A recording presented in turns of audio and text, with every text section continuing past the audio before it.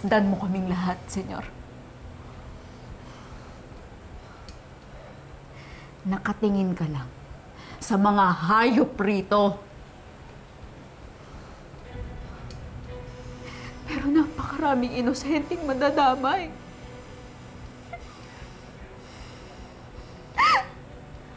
Hindi sila katulad ng mga kinamumuhian mo na walang kamalay-malay. Karamihan sa amin, wala namang ginawang masama sa'yo. Hindi ka naman namin inapi. Hindi kami masasamang tao. Sige. Tignan mo kaming lahat. At sabihin mo sa akin kung karapat dapat tayong lahat mamatay.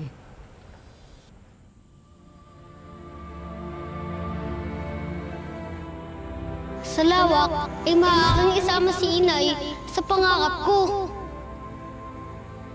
Kami tatlo Crispin, masagana at malaya.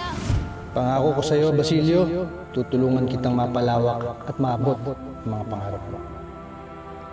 Basta't mag-aaral ka lang at magiging mabuti sa pamilya at kapwa. Naniniwala ang aking ama sa edukasyon bilang tanging daan sa pagmulat at pagunlad. Maaari rin ba ako magturo doon?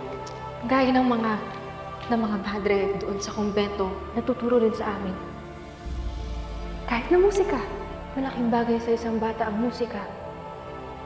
At lalong lalawak ang kanilang imahinasyon At siya ay magkakaroon ng mas masayang disposisyon sa buhay.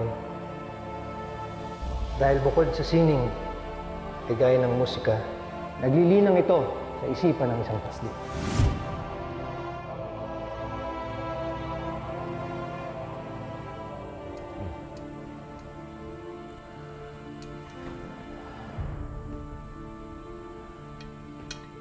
Tila wala na akong kawala.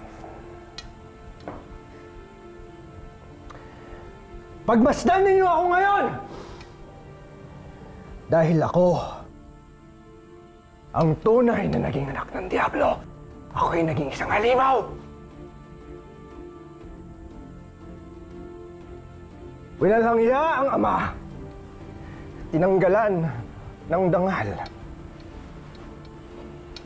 Inalayo. Pinagkait ang buhay kasama ang babaeng pinakamamahal. At nang siya ay nawala, nabuhay ang isang halimaw na punong-puno ng buot. Isang halimaw na walang pinagkaiba. Sa mga nangaapi sa akin noong matagal ng panahon.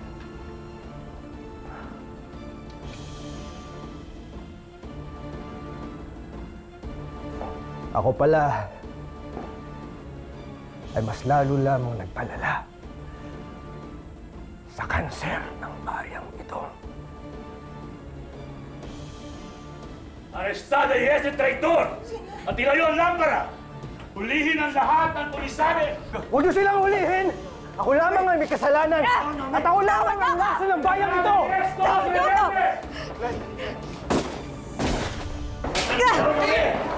Pakawalan sila! Pakawalan sila! Bili-bili. Pakawalan ng mga inosente. Walang kikilos!